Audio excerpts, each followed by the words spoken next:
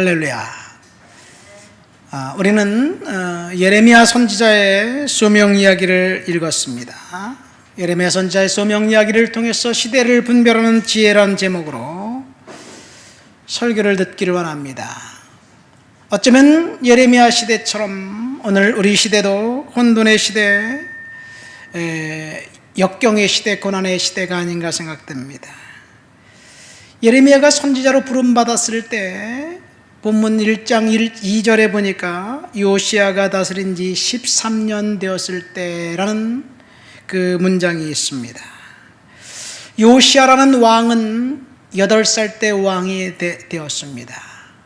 그의 할아버지는 므낫세라는 아주 사악한 왕이었고 그의 아버지는 아몬이라는 사람이었는데 므낫세가 12살에 왕이 되어서 55년 동안 예루살렘에서 통치하는 기간 동안 유다는 완전히 우상 숭배의 도가니 동성애자들의 천국으로 바뀌어 버렸습니다. 아예 예루살렘 성전에 남창의 집을 만들어서 동성애가 공공연하게 성전에서 재행되고 있었습니다. 그 아들 아몬이 왕이 되었는데 아버지 닮아서 사악했어요. 그래서 신하들이 아몬 왕을 살해합니다. 그리고 8살 된 그 아들이 왕이 되었는데 이가 바로 요시야예요. 8살짜리 왕이 무엇을 하겠어요? 감사하게도 그의 외삼촌 힐기야라는 제사장과 사반이라는 서기관이 왕을 도와서 이제 개혁을 일으킵니다. 그래서 8살짜리 왕을 섭정하면서 다스렸던 실기야라는 제사장 때문에 유다는 잠깐 부흥의 조짐이 보입니다. 이 요시야 왕이 8살 된 왕이 이제 8년 되었을 때, 그러니까 요시야 왕이 16살 때지요. 그는 조상의 하나님을 찾게 됩니다. 그리고 12년 되었을 때 유다와 예루살렘을 정결하게 해서 그 할아버지가 세워놨던 우상들, 산당들, 아세라 목상들, 태양상들을 찍어버리고 우상의 제사장들을 파면시켜 버립니다. 그리고 그가 18년 되었을 때, 왕이 된 지 18해 되었을 때, 그러니까 20살 때지요. 예루살렘에 대대적인 신앙 부흥 운동이 일어납니다. 그 이유는 예루살렘 성전을 이제 그 리모델링 하다가 저 구석에 처박혀져 있었던 신명기 두루마리를 발견합니다. 성경책을 발견하고 성경을 읽으면서 회개 운동이 예루살렘에서 일어났습니다. 그러니까 사람의 마음을 바꾸는 것이 성경 말씀이에요. 그 성경 말씀을 읽다 뜨거워졌습니다. 아주 대대적인 신앙 부흥이 운동이 일어나면서 요시야 왕이 한 것이 3가지예요. 첫 번째, 성전에 가득한 우상들을 철저히 배격하면서 이제 제거해버리고 성전 밖으로 끌어내 불살라버린 거예요. 두 번째는 이스라엘에서 음란을 제거하고 성적인 정절을 회복합니다. 우상 숭배의 영향은 가장 먼저 가정에, 결혼의 신성함에 영향을 끼칩니다. 부부가 성적으로 정결하고 깨끗해야 한다는 것은 누구나 다 아는 사실이지요. 그러나 오늘날 우리 사회를 보십시오. 이 드라마나 영화에서 보면 사랑이라는 미명하에 불륜을 조장하고 아름답게 포장해서 사람들에게 그 이야기합니다. 우리 남편, 우리 아내는 정절하기를 원하지만 자기는 그렇지 않고 가급적이면 속이면서 살아가려고 하는 것이 오늘날 우리 시대의 화두입니다. 사람들의 영혼과 정신을 빼앗겼습니다. 파렴치한 불륜을 사랑이라고 포장하고 오해하게 만듭니다. 아니, 공공연하게 동성애를 이제 조장하고 장려합니다. 사탄에게 마음을 빼앗긴 그 사회의 모습입니다. 오늘 저는 예레미야 선지자의 소명 이야기를 통해서 시대를 분별하는 지혜에 대해서 우리는 지금 생각해 보려고 합니다. 사람들이 믿음을 떠나고 하나님을 떠나면 그 사회는 성적으로 타락한 사회가 되어버립니다. 이는 전 세계적인 현상입니다. 교회가 가족을 보호하고 사람들을 보호하고 가정을 지켜야 되는데 교회가 제 기능을 못하니까 이 사회는 음란한 사회가 되어버리고, 그리고 성적 자기 결정권이라는 그럴듯한 이름으로 포장해서 동성애자들을 옹호하고 외도를 옹호하고 그렇게 되게 돼 있어요. 지난 주간에 대구에서 퀴어 축제를 하는데 대구시장 홍준표 시장은 반대하고 경찰들은 보호해주는 이상한 일이 벌어졌습니다. 서울시에서도 지금 7월 1일 퀴어 축제를 한다는데 서울시장이 반대하고 있어요.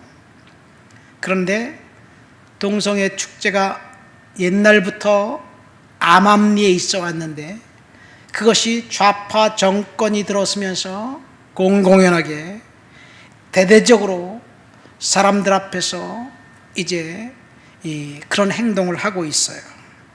왜 그러냐? 하나님을 떠나면 그렇게 되게 돼 있어요.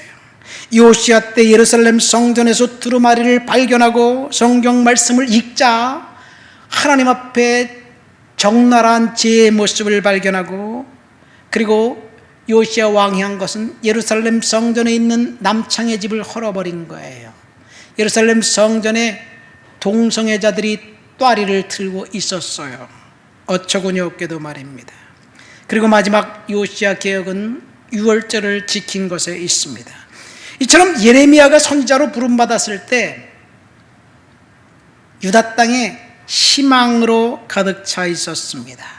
악한 왕 므낫세가 저질러 놓은 그런 사악한 그림자들을 지우고, 그리고 망가져가는 유다와 예루살렘에 새로운 야훼 신앙이 싹트고 있었습니다. 그런데 왜 목사님들과 신학자들은 예레미야 선지자에 대해서 눈물의 선지자라고 이야기할까요? 예레미야 선지자는 아무리 외쳐도 이스라엘 백성들이 선지자의 말에 경청하지 않았고 하나님을 떠났기 때문에 그래요. 그런데 사실 예레미야가 선지자로 부름받았을 때는 부흥의 조짐이 있었습니다. 자, 오늘 저는 예레미야 선지자로의 소명 이야기를 통해서 그 시대가 어떻게 바뀌어가고 있었고, 그리고 그 시대에 어떤 일들을 우리가 해야 되는지, 우리는 거룩과 정결의 운동이 교회를 통해서 저와 여러분들을 통해서 드러나야 될 줄 믿습니다. 예레미야 선지자의 소명 이야기를 하기 전에 먼저 예레미야 앞에 있는 이사야 선지자의 소명 이야기를 잠시 해보려고 합니다. 이사야 선지자의 소명 이야기는 이사야 6장에 나와 있습니다. 이사야 선지자가 환상을 봅니다. 무슨 환상을 보느냐? 하나님의 보좌에 거룩한 스랍들이, 천사들이 6날개를 가지고 거룩 거룩 거룩하다 하나님을 찬양하는 그런 환상을 봅니다. 그런 환상을 보면서 이제 이 선지자가 하나님을 봐요. 그래서 내가 하나님을 봤구나. 죄인으로 하나님 봤기 때문에 나는 죽을 것인데, 그러니까 스랍 하나가 제단 숯불을 이사야의 입술에 대고 이제 너는 살 것이다, 그런 이야기를 합니다. 그때 스랍 중 하나가 이렇게 얘기합니다. 내가 누구를 보내면 누가 우리를 위해서 갈고? 그러니까 이사야 선지자가 저요, 제가 가겠습니다. 제가 하나님 말씀에 순종해서 떠나서 하나님 앞에 충성하겠습니다. 제가 하나님 앞에 열심히 일하겠습니다. 자원합니다. 마치 예수님이 베드로와 안드레를 부를 때 내가 너로 사람을 낚는 어부가 되게 하겠다 얘기할 때 베드로와 안드레가 그 즉시 따랐고, 야고보와 요한도 즉시 따랐고, 그리고 세관에 앉아 있었던 뢰이도 예수님을 따랐던 것처럼 이사야는 내가 누구를 보낼까? 그러니까 제가 가겠습니다. 그렇게 순종하고 따릅니다. 이사야 선지자가 하나님 앞에 순종하고 따르면 하나님이 이사야 선지자에게 축복하셔야죠. 그렇죠. 대부분의 부름 이야기, 소명 이야기를 보면 예를 들어서 하나님 모세를 부를 때 모세에게 하나님 어떻게 하셨습니까? 지팡이를 줬어요. 내가 너에게 권능을 주겠다. 지팡이를 던져라. 그래 그 지팡이를 가지고 기적을 행해라. 그러면 바로 왕이 네 얘기를 들을 것이다. 하나님이 모세에게 그렇게 얘기했죠. 그 다음에 여호수아에게는 강하고 담대하라, 두려워 말아라, 내가 너와 함께 하겠다, 이렇게 이야기를 했어요. 그런데 이사야를 부를 때는 달랐습니다. 이사야를 부를 때는 하나님이 이사야를 부르고 난 다음에 이사야에게 이렇게 말합니다. 그들은 내 말을 듣지 않을 것이다. 그래서 너는 힘이 들 거야. 너의 말을 듣고 경청하는 사람들은 정말 소수 남은 자들 뿐일 것이다. 그런 이야기를 합니다. 여러분, 하나님이 여러분을 불렀는데 하나님이 네가 말하는 그 말을 다 사람들이 경청할 거야, 그렇게 이야기한다면 따르겠죠. 하나님 제가 따르겠습니다. 그런데 네 얘기를 사람들이 안 들을 거야. 그래도 나를 따를래? 그렇게 얘기한다면 어떻게 할까요? 이사야 시대, 이사야가 아무리 외쳤지만 사람들은 공허한 메아리처럼 선지자의 말씀에 반응하지 않았습니다. 오늘날 우리 시대에 지금 마치 예레미야 시대와 같은 시대가 되지 않았는가 생각됩니다. 오늘날 우리 시대에 하나님의 말씀이 사람들로부터 이제 거부당하는 시대에 살고 있습니다. 인권이란 미명하에 하나님을 거부하게 만듭니다. 이 아이들에게 교회 가자 그러면 안 돼요. 보육원이나 아니면 학교에서도 마찬가지예요. 옛날에는 그래서 선생님이 아이들에게 전도하려고 내가 선생이 되고 내가 전도하려고 뭐가 되겠어, 이렇게 얘기하는데 요즘은 절대로 안 됩니다. 왜냐? 인권의 위배가 되기 때문에 그래요. 한 사회의 종말을 알리는 것은 사실 정치와 종교예요. 먼저 종교가 타락하면 그 다음은 가장 영향을 받는 것이 정치입니다. 그래서 사회가 파렴치해집니다. 정치가 정의를 내팽개치고 돈을 따라가는 것, 그 이유는 종교의 타락에서부터 출발합니다. 이 종교는 사람들의 심성, 마음을 책임져요. 그래서 사람의 마음에 거룩하고 정결하고 깨끗하게 살라고 이야기하는 것이 종교예요. 교회예요. 성경이에요. 그런데 종교가 타락하면 더 이상 사람들이 신의 음성에 귀를 기울이지 않고 양심의 소리에 귀를 기울이지 않습니다. 신의 음성을 거부하면 나타나는 현상은 내로남불입니다. 지금 우리 대한민국의 현실이 이와 같지 않아요? 오늘 우리의 시대는 어떤가요? 교회가 하나님이 사람들로부터 조롱당하고 있습니다. 정치가 법으로 종교를 규제하려고 합니다. 성경에서 이야기하는 것, 동성애는 죄다라고 이야기하면 법을 바꿔서 동성애가 죄라고 이야기하는 사람은 인권을 유린하는 혐오의 발언이기 때문에 벌받아야 된다는 것이 지금 오늘날 이 시대에서 교회를, 종교를 폄하하려는 사람들의 그 사고방식이에요.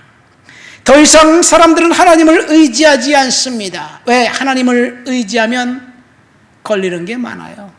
죄라고 이야기하니까 내 마음대로 살고 싶은데 하나님을 의지하지 않습니다. 그래서 사람들은 돈을 의지하고 권력을 의지하고 그렇게 살아갑니다. 우리 사회를 보세요. 얼마나 많은 사람들이 정말 파렴치한 행동을 서슴없이 하고 있나요? 파렴치한 행동을 하면서도 나는 법적인 하자가 없다고 주장하고 그 사람들의 이야기를 들어주고 리더로 군림하는 것이 오늘 우리 사회입니다. 세상의 정치만 그런가요? 사실은요, 교회도 마찬가지예요. 대한민국에 있는 대부분의 큰 교회들의 후임자 담임 목사를 청빙할 때 단골 그 이력서가 외국 학위를 갖고 있는지 없는지 이거에 따라서 담임 목사 청빙의 당락이 결정이 돼요.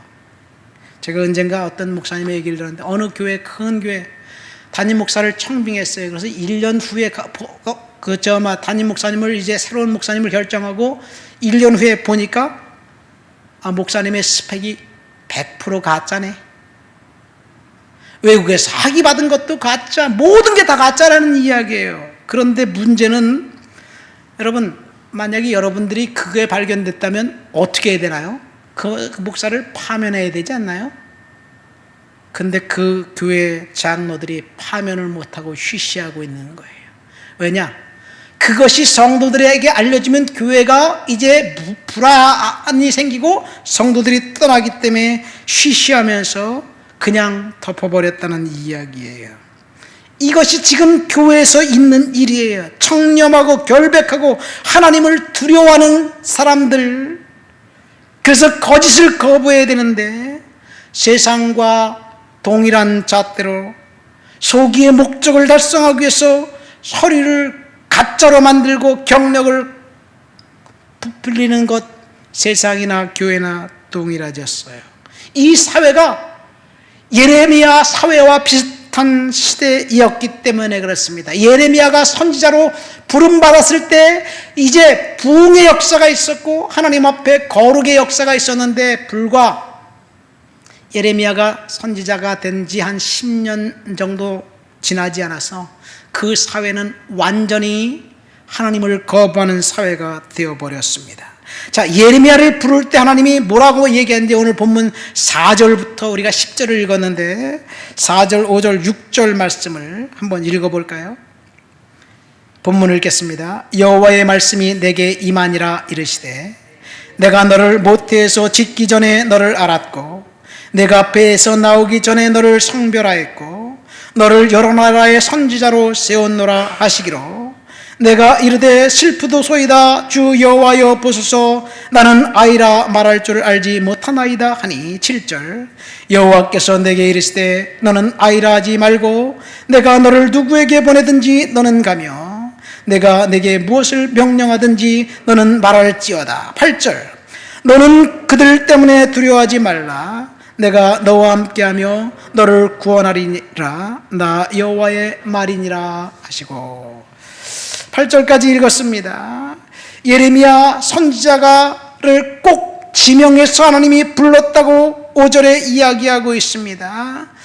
지명해서 부른 그 하나님이 예레미야에게 하신 말씀은 두려워하지 말아라 내가 너를 구원하겠다 말씀하시면서 9절 말씀해 보니까 내가 내 입술에 권능을 주어서 네가 무엇을 선포하든지 네가 무엇을 말하든지 내가 책임져 주겠다는 이야기예요.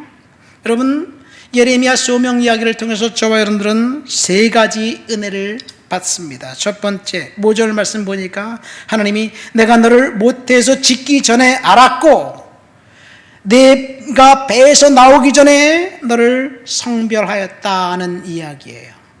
사실 예레미야의 소명 이야기는 예레미야를 하나님이 부르셨다는 것은 그 사람을 불렀다는 것, 그것이 중요한 것이 아니라 하나님이 오늘 저와 여러분들을 부르셨다는 그 사실이 중요합니다. 믿습니까? 그러니까 사실은 예레미야의 소명 이야기가 아니라 우리의 소명 이야기고 하나님이 예레미야를 불렀다는 이야기가 이지만 동시에 저와 여러분들을 불렀다는 이야기이기도 합니다. 하나님께서 예레미야에게 내가 너를 태에서부터 지명해서 불렀다라는 이야기는 저와 여러분들을 그렇게 불렀다는 이야기입니다. 하나님께서 저와 여러분들을 불렀습니다. 언제부터 불렀느냐? 어머니 배에서 낳기 전부터 저와 여러분들을 예정해서 불러서 하나님의 자녀로 축복받은 하나님의 사람으로 삼았다는 이야기예요. 여러분, 하나님이 우리를 선택하셨다는 그 말씀을 들을 때 기쁨과 감사가 넘칩니까? 아니면 불쾌합니까? 어떤 사람들은 예정론, 하나님이 선택했다, 불렀다라는 이야기를 들을 때 당혹감을 느끼면서 불쾌하게 생각하는 사람들도 있어요. 사실 제가 유학 가기 전에 청년들과 청년회를 이야기하면서 예정론을 가지고 많은 이야기를 했는데, 유독 어떤 사람은 어떻게 그렇게 하나님이 불공평할 수가 있습니까? 누구는 선택하고 누구는 선택하지 않았다니 말이 됩니까? 이런 이야기를 하기도 해요. 말이 안 되는 것 같기도 합니다, 그 이야기를 보면요. 그런데 여러분, 사실 하나님이 나를 불렀다, 나같이 부족한 사람을 선택해서 하나님의 자녀로 삼았다는 그 사실 앞에 우리는 감사할 것밖에 없어요. 그러나 불쾌하게 생각된다면 혹시 나를 부르지 않았기 때문에 그런 것이 아닐까, 이런 생각을 하기 때문에 그렇기도 해요. 어쨌든 예정론 때문에 분노하는 사람은 선택받지 못했을 확률이 있기 때문에 그렇지 않은가 생각됩니다. 여러분, 이 땅을 살아가면서 이 세상에 합리적으로 작동되나요? 이 세상은 불합리한 일들이 너무나 많아요. 사실은 불쾌한 일들도 많고요, 우리의 의지적으로 어떻게 할 수 없는 일들이 수도 없이 많이 일어납니다. 자, 그런데 불합리한 일들이 굉장히 많이 일어나요. 전혀 노력하지 않았는데 자기에게 좋은 일이 벌어졌다면 항의하거나 불만을 가져야 될 일은 분명히 아닐 거예요.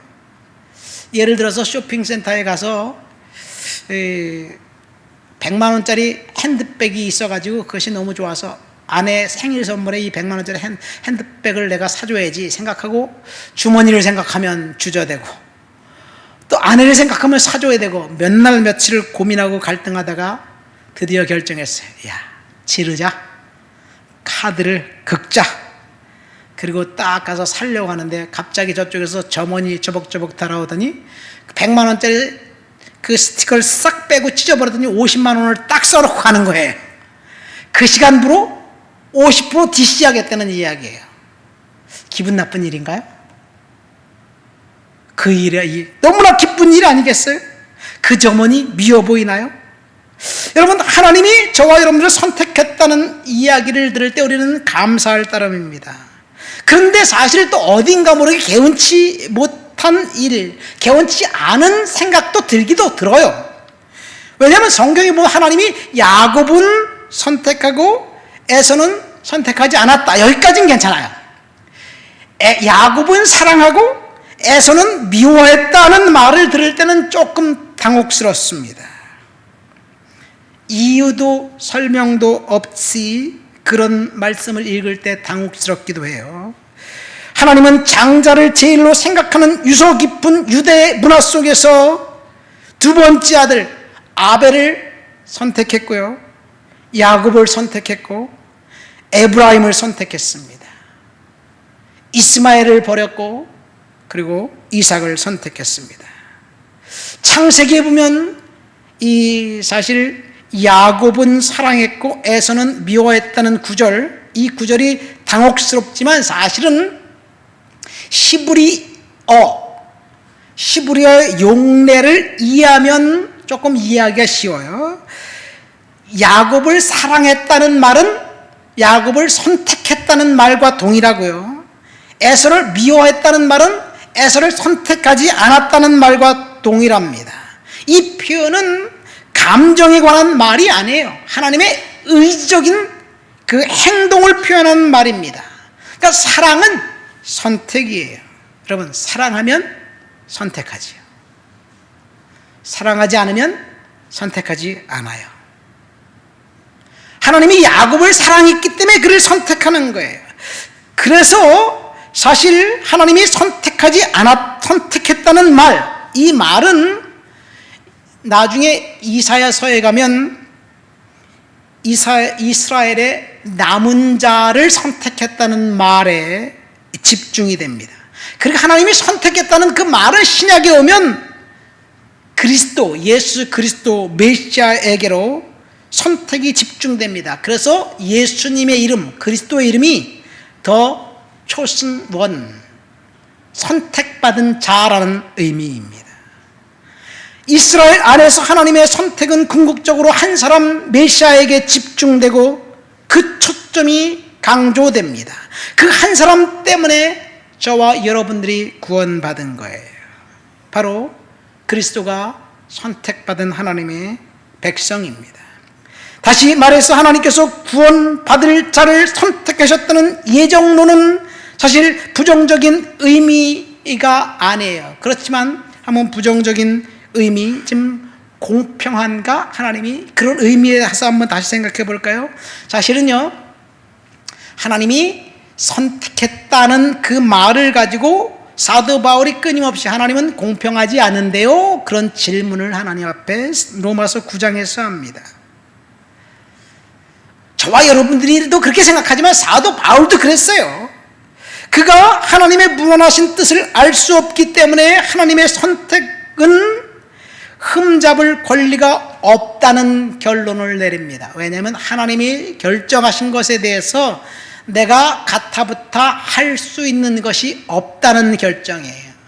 부모가 뭔가 결정한 것에 대해서 자식들이 아빠 왜 그렇게 결정했어요? 아빠 왜 그렇게 결정하지 않았어요? 이렇게 이야기하는 것은 무례하다는 이야기와 비슷한 이야기예요. 하나님의 선택은 우리가 이해할 수 없지만 사실은 창세기에 보면 아까 이야기했던 가인, 가나안, 이스마엘, 루벤, 에서, 므낫세 장자지만 선택하지 않았어요. 그런데 그들을 선택하지 않았다고 하나님이 버렸느냐? 아니에요. 하나님이 이삭을 선택하고 이스마엘을 선택하지 않았어요. 그러나 이스마엘을 저주했나요? 이스마엘도 하나님이 축복하셨어요. 그래서 이스마엘도 번성하고 큰 민족을 이루게 하셨습니다. 하나님이 야곱을 선택하고 에서를 버렸지만 사실 아버지 이삭의 재산은 다 에서가 받았습니다. 에서 역시 큰 민족을 이루고 축복을 해주셨어요. 우리들은 하나님께 특별히 태어나기 전 모태에서부터 선택받은 하나님의 자녀들입니다. 하나님께서 우리들의 인생을 책임져 주신다는 이야기이기도 합니다. 그래서 우리가 지금 겪고 있는 소소한 어려운 일들, 힘든 일들 때문에 예레미야처럼 나는 아이라 말을 할 수 있을 수 없습니다. 말을 잘 못합니다. 이렇게 생각하지 말라는 이야기예요. 우리는 스스로 할 수 없지만 하나님이 저와 여러분들을 선택하셨기 때문에 하나님께서 우리들에게 힘 주시고 능력 주시고 할 수 있게 하신다는 사실을 믿으시기를 예수님의 이름으로 축원드립니다. 하나님이 우리를 선택하셨고 그리고 난 다음에 두 번째로 이야기하는 것이 8절 말씀입니다. 뭐라고 이야기하고 있어요? 너는 두려워하지 말아라. 내가 너와 함께하면 너를 구원하겠다.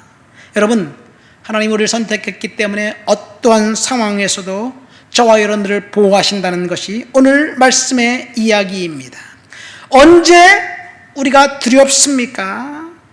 두려움은 환경에 따라 찾아오는 자동적인 감정입니다.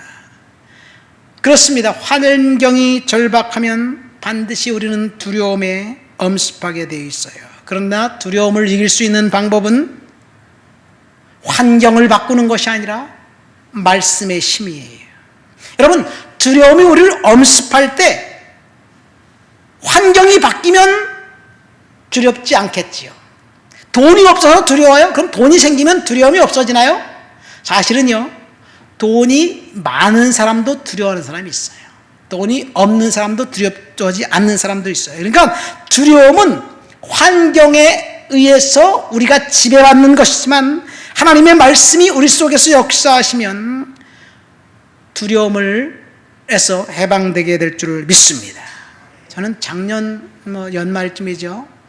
교회 문제를 가지고 기도하면서 금식해야 되겠다. 금식 기도하기 전에는 정말 두려웠어요. 마음이 많이 무너졌어요. 그러나 하나님 앞에 금식하기를 결정하고 딱 하루 지나니까요, 제 마음을 딱 만져주셨어요. 말씀이 제 속에 있으니까 두려움이 사라지더라고요. 그런데 환경은 바뀌지 않았어요. 똑같아요. 해결해야 될 문제는 아직도 있습니다. 그러나 내 마음을 하나님이 만져주셨기 때문에 더 이상 두려움에 지배받지 않습니다. 두려움에 지배받으면 낙심하게 되어 있어요. 낙심하면 절망하고, 절망하면 부정적인 생각 속에서 빠져 있으면서 극단적인 선택을 할 수도 있습니다. 어떻게 똑같은 일을 당할 때 한 사람은 담대할 수 있고 한 사람은 절망합니까? 그 이유는 그 사람 마음속에 무엇이 있느냐에 따라 다릅니다. 하나님의 말씀이 저와 여러분들의 마음속에 있다면 환경이 우리를 짓눌러도 하나님의 말씀이 우리들을 하여금 그 환경에서 이길 수 있는 힘을 주시는 거예요. 그러나 하나님 말씀이 우리를 지배하지 않으면 환경에 지배받게 되어 있어요. 그래서 우리는 하나님의 말씀에 지배받아야 될 줄 믿습니다.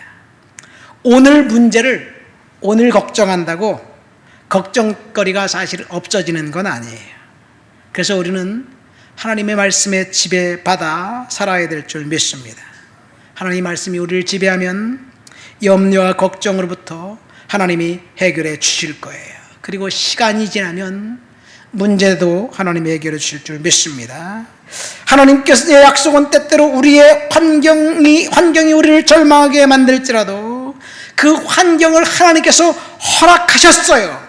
그래서 우리가 하나님께서 역경과 어려움을 우리들에게 하나님이 허락하신 이유는 따라서 내가 이길 수 있기 때문이다.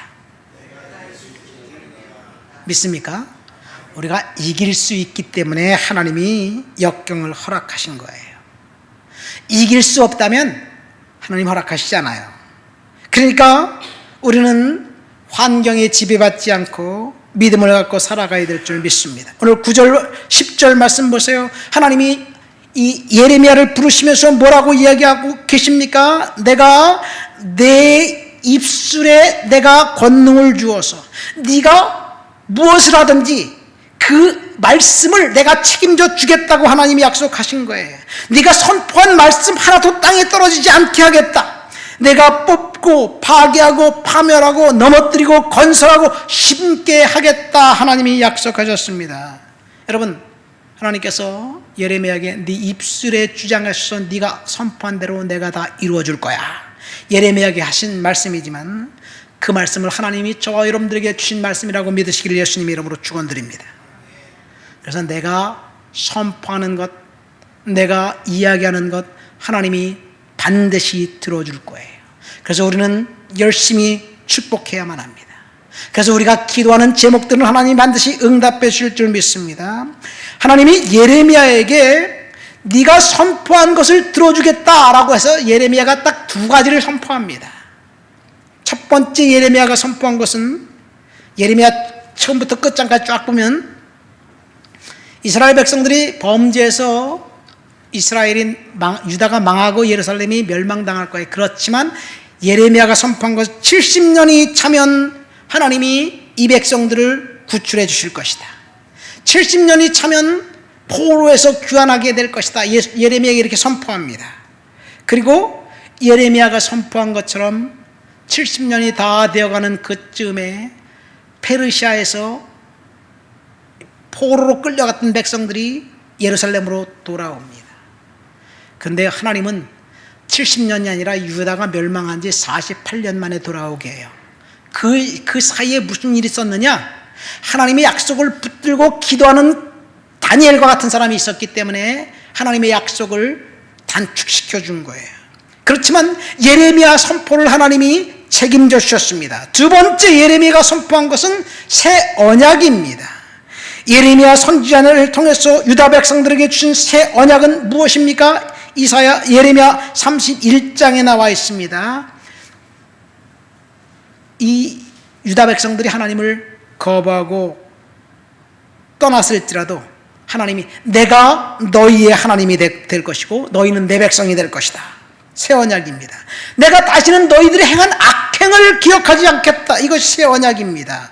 그래서 유다 백성들을 새 언약을 허락해 주셔서 그들의 죄를 기억하지 않고 용서해 주겠다는 것, 이것은 하나님의 일방적인 축복이에요. 어쨌든 예레미야의 입술에서 떨어지는 그 말씀을 하나님이 책임져 주셨습니다. 저와 여러분들이 입술에서 떨어지는 그 말씀을 하나님이 책임져 주실 줄 믿습니다.